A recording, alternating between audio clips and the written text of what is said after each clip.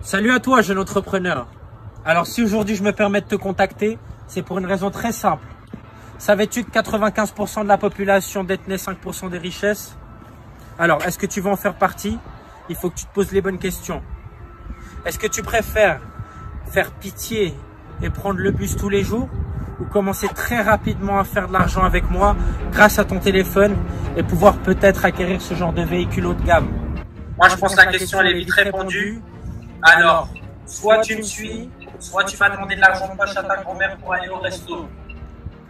Pour expliquer un petit peu ce que c'est, Jean-Pierre Fanguin, c'était un rabatteur en fait pour une société qui s'appelait Melius, qui est basée à Dubaï, qui n'a pas d'existence légale en France et qui en fait pratique ce que d'autres groupes pratiquent depuis quelques années, c'est-à-dire qu'ils vont aller chercher des jeunes, un public plutôt 16-25 ans, alors souvent des jeunes de banlieue ou des gens d'écoles de commerce un peu moyennes qui ont un peu peur pour leur avenir, et ils vont aller les recruter par les réseaux sociaux, par les proches, etc., en leur proposant de devenir millionnaires en un temps record grâce au trading sur leur smartphone, grâce aux crypto-monnaies, etc.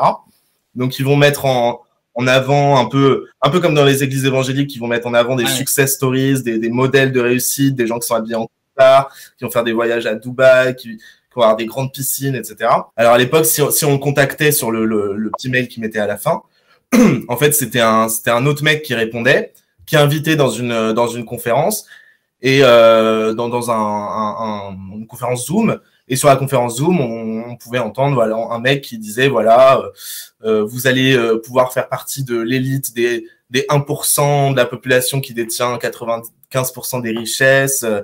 Vous allez voir, c'est 100% sûr.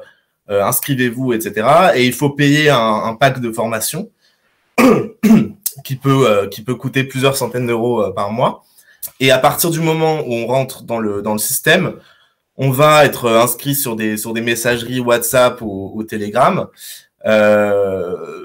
qui vont nous bombarder de messages en permanence. On va avoir des calls toute la journée, etc. Et en fait, les jeunes se rendent compte très rapidement que, enfin, pas assez rapidement pour la plupart, puisque sinon ils y resteraient pas, mais ils vont se rendre compte que ce qu'on leur apprend en trading, c'est extrêmement basique, et en fait, ils pourraient y avoir accès très facilement sur YouTube, sur des tutoriaux YouTube, et que par contre, la plupart de ce qu'on va leur demander de faire, c'est ce qu'on va appeler du marketing de réseau, marketing relationnel, marketing multiniveau, c'est-à-dire une manière de recruter en allant chercher d'abord ses proches, donc les cercles chauds, puis les cercles tièdes et froids.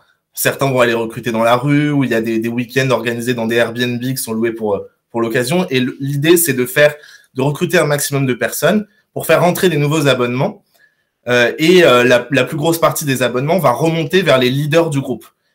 Et en fait, quand on est dans cette disposition-là et que l'activité, les revenus du groupe proviennent davantage de ce recrutement par marketing multiniveau que de l'activité là de trading, mais ça peut être d'autres produits. Là en l'occurrence on parle de trading, mais et à partir de là on va parler de vente pyramidale. Donc c'est le même système que les pyramides de Ponzi, par exemple. Dans le domaine financier, on parle de pyramide de Ponzi.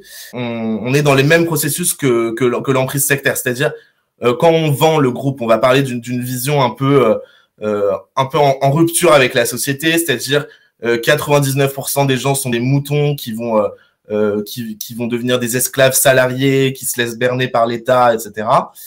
Vous allez pouvoir faire partie de l'élite si vous nous suivez.